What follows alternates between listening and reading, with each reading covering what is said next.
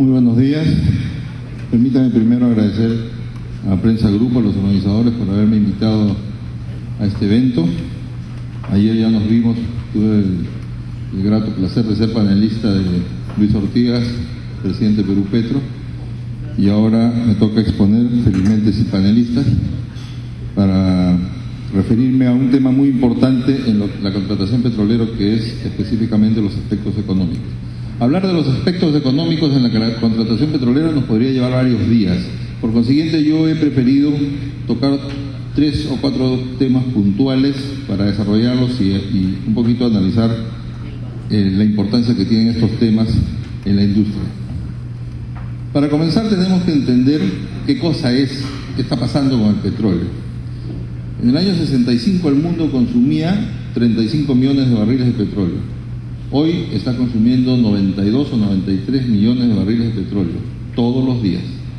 Y no todos los días se están descubriendo 92 millones de barriles de petróleo. Por consiguiente, quiere decir esto que estamos consumiendo las reservas, las existencias que teníamos, estamos consumiendo la comida de la alacena sin reponerla.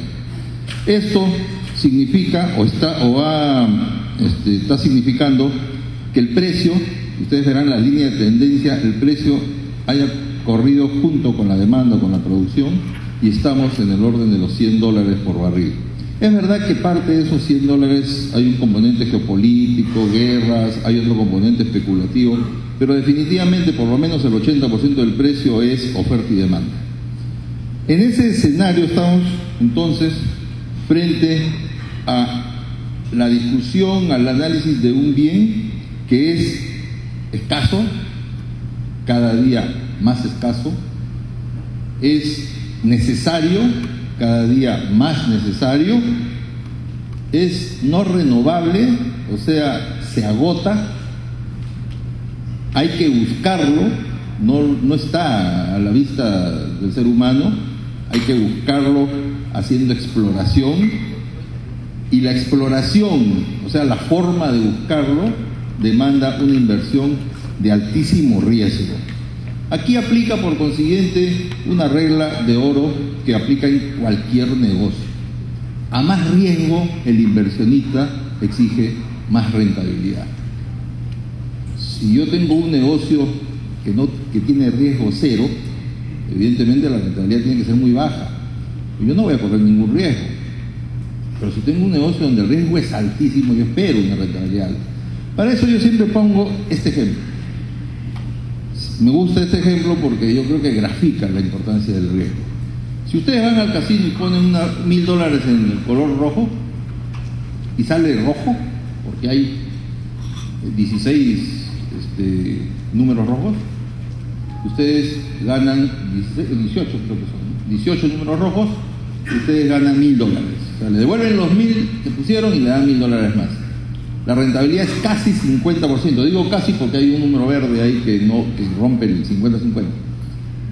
Pero si ustedes ponen los $1.000 en el número 11, no van a esperar recibir $1.000, porque hay un solo número 11 de 37 posibilidades.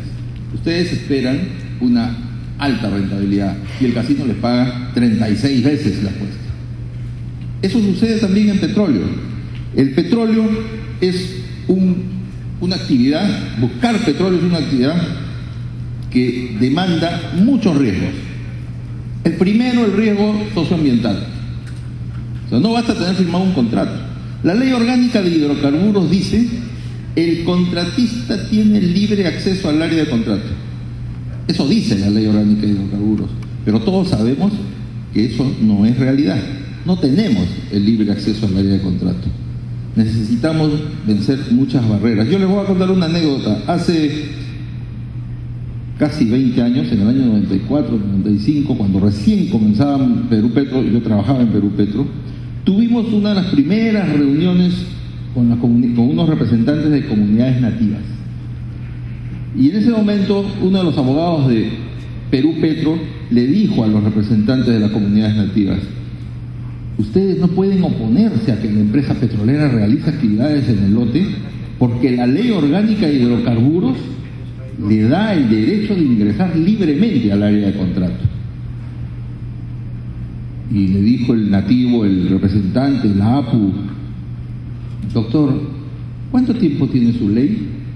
Ya va a cumplir 1 año, le dijo. Nuestra ley tiene 1000 años.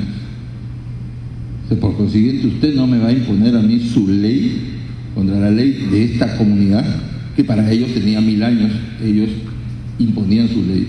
Eso fue, por supuesto, en esa época no había consulta previa, no había participación ciudadana, no había ninguno de estos mecanismos que hay ahora, que existen, que no, como decía ayer Oscar Díaz, ya no podemos seguir llorando sobre la dureza de estas disposiciones. Existen y tenemos que convivir con ellas y tenemos que aprender a convivir con ellas.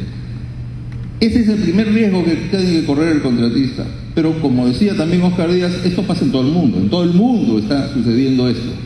Otro riesgo que ya tiene que ver con riesgos de la naturaleza es el riesgo geológico. Viene la empresa petrolera, hace una actividad de geología, de geofísica, aeromagnetometría, fotogrametría, etcétera, y lo que primero busca es si existe la estructura geológica en la cual voy a buscar petróleo. El riesgo geológico es que no exista ninguna estructura y devuelvo el lote sin haber hecho nada, solo geología y geofísica. Vamos a suponer, sin embargo, que existe la estructura, hicimos la actividad geofísica y encontramos una estructura geológica. Viene otro riesgo ya, el riesgo exploratorio. No basta haber encontrado la estructura geológica. Hay que perforar el pozo para saber si en esa estructura geológica hay petróleo, hay agua o no hay nada. No basta también encontrar petróleo. Puede ser que encontremos petróleo, pero encontremos petróleo en tan baja cantidad que no sea comercial explotarlo. Una cosa es, por ejemplo, encontrar 200 millones de barriles en la cuenca del Marañón, donde hay un oleoducto ya operando, y una cosa es encontrar 50 millones de barriles en la cuenca del Ucayali, donde no hay oleoducto para la costa. Entonces, en un caso es muy fácil. Si encuentro 50 millones al lado del oleoducto peruano, los voy a explotar. Pero si encuentro 50 millones en la cuenca del Ucayali, no va a ser viable económicamente explotarlo. También tenemos el riesgo de precios. El petróleo es muy sensible a los precios. Si yo encuentro una cantidad de petróleo y hago mi economía pensando en escenarios de precios entre 80 y 120 dólares y se me cae el precio a 70 dólares, de repente la economía del proyecto se me va al suelo. Y eso puede suceder. Fíjense, en el año 96, para poner un solo ejemplo, en el año 96 se privatizaron los lotes 8 y 10. El 8 en la selva y el 10 de Talara en la costa, en Talara. Por ejemplo, la empresa Pérez Compound, eso es de público conocimiento, pagó 202 millones de dólares por el lote 10 de Talara, el año 96. Y el año 97 el precio del petróleo se cayó a 8 dólares. De 20 dólares a 8 dólares. Evidentemente, Pérez Compound en ese momento dijo: hemos hecho un pésimo negocio por la sensibilidad frente a los precios. Después se recuperó el precio, y se recuperó el precio dentro de un plazo que permitió recuperar las pérdidas. Pero si se mantenía el precio entre 7 y 15 dólares, esto hubiera sido una complicación muy seria para esa empresa. También existe el riesgo político, que ya es lo que se llaman los riesgos antrópicos, los riesgos que dependen del hombre. Riesgo político que significa, por ejemplo, que cada 5 años cambia la administración del Estado. Para la empresa petrolera, esto no debería significar un cambio en la relación. Yo no me estoy casando cada 5 años con el Estado. El Estado es uno solo, debe ser uno solo, debe haber una línea de continuidad institucional que no perciba alteración por el lado de la empresa petrolera. Pero cada 5 años, la verdad sea dicha, cada 5 años cambia el estilo, cambia la relación. Es como cuando ustedes le cambian el sectorista del banco cada 5 años. Un sectorista que le da sobregiro, que le da tarjeta de crédito, que lo trata bien, y después un sectorista que lo trata mal, que no le da sobregiro, que lo castiga. Es un contrato de 30 años. No sabemos qué puede pasar en la relación del Estado con los contratistas de acá a 10 años. Entonces hay enfermedades que se contagian muy fácilmente. Entonces hay que prevenir eso. Y esto también lo evalúan las empresas petroleras cuando miden el riesgo. El riesgo de inseguridad. Hay inseguridad por todavía terrorismo. secuelas del terrorismo, hay zonas en las cuales hay todavía riesgo, hay inseguridad por sabotaje, hay inseguridad por robo, por delincuencia. En la zona de Talara se roban las tuberías de los oleoductos y se está teniendo que recurrir al transporte del petróleo en cisternas porque se están robando las tuberías de los ductos que van hasta la refinería Talara. Eso también es parte de la inseguridad, el riesgo de inseguridad. Hay también el riesgo regulatorio, administrativo, del que hemos hablado, las demoras en los permisos, las personas que traban expedientes en la administración pública. Hace una vez en una exposición que daba yo en el Congreso decía, debería haber la tipificación como delito del funcionario público que obstruye la inversión, que de cualquier forma está obstruyendo sin causa la inversión petrolera en este caso. Todo este conjunto hace lo que se llama pues la fórmula integral del riesgo, es una fórmula polinómica donde todos estos elementos tienen diferente peso que evalúa el inversionista para saber si viene o no viene al Perú. Y además de eso hay el tema de si existen en el Perú facilidades. Acá se acostumbra mucho a comparar el Perú con Colombia. Colombia tiene más de 10.000 kilómetros de oleoductos principales. Nosotros tenemos 1.200 apenas en el norte. O sea, ¿tenemos facilidades? ¿Tenemos ríos navegables todo el año? No. Hay, lo que decía Ronald, hay épocas donde los ríos no se pueden navegar. Tenemos empresas que prestan servicios de barcazas en cantidad y en forma competitiva, donde yo tenga la opción de escoger una u otra. Tenemos el puente aéreo, empresas de helicópteros, tenemos todas esas facilidades. Lo que acaba de decir el señor que me ha precedido, el señor de la Universidad de San Marcos, es una realidad latente.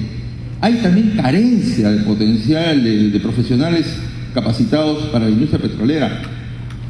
Muchos saben que empresas en Talara, por ejemplo, han tenido que recurrir no solo a ingenieros jubilados para perforar pozos, para manejar operaciones, han tenido que recurrir a obreros jubilados, porque el mercado laboral no le ofrece a la industria petrolera personal calificado desde el nivel de obreros hasta el nivel profesional.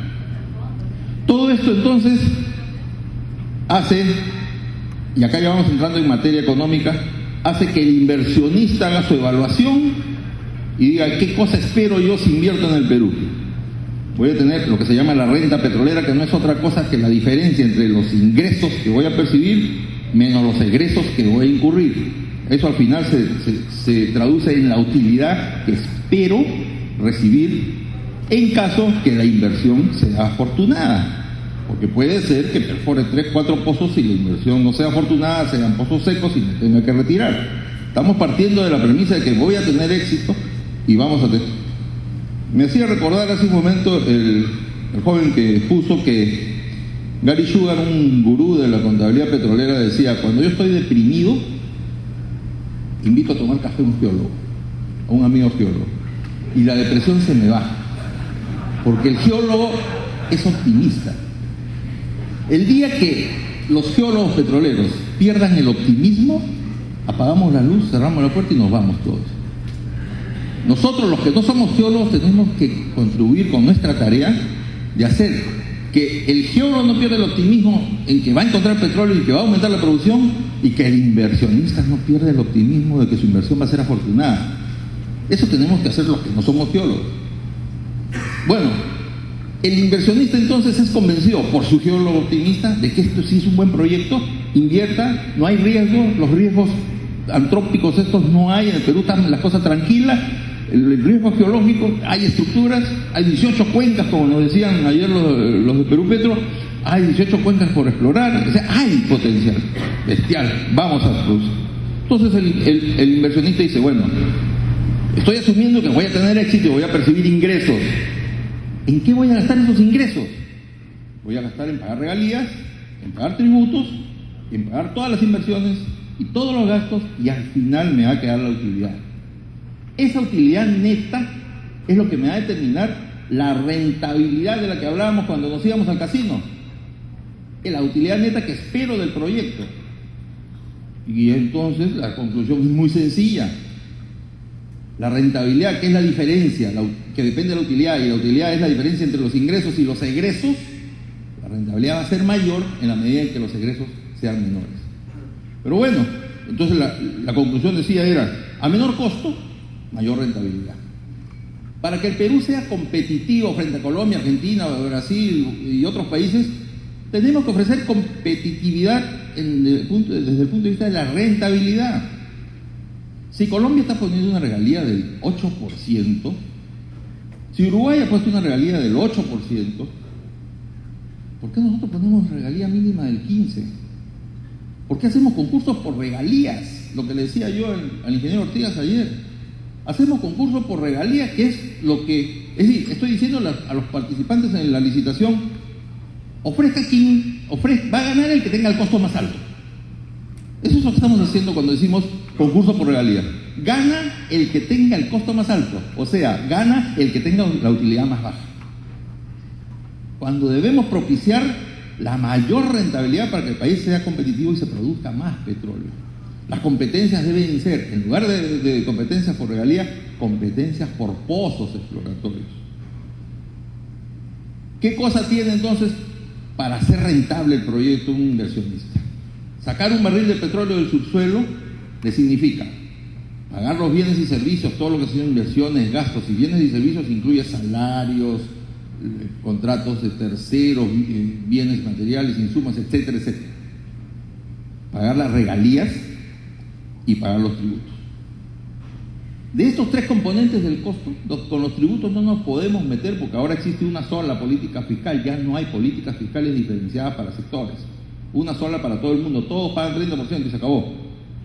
Los petroleros pagamos 32% solo porque tenemos estabilidad tributaria. Ese es otro error. Pero ya está, esa es la ley. Lo único que podemos hacer de estos tres componentes para reducir el costo es reducir la regalía. Hacer competitivo el Perú por costo, reduciendo la regalía. Estas dos curvas explican lo que significa el límite económico. Arriba tenemos la curva de producción y abajo la curva económica. Yo comienzo a producir un pozo, 2 pozos, 3 pozos, 4 pozos, y llego a lo que se llama el cenit, y este yacimiento inexorablemente, aquí, en la China, en la Luna, comienza a declinar. Eso no se puede evitar. Cuando comienza a declinar, cuando comienza a producir, el costo unitario era de este tamaño. Cuando comienzan a perforar más pozos y aumentar la producción, el costo unitario comienza a bajar. En este momento ya comienza a ganar.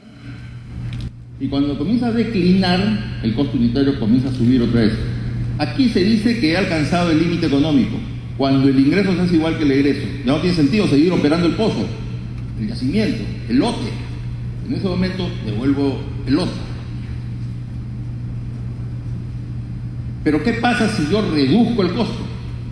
Si yo reduzco el costo, toda esta reducción del costo se traduce en aumento de la producción. Y no solo eso, sino que el límite económico en el tiempo lo desplaza.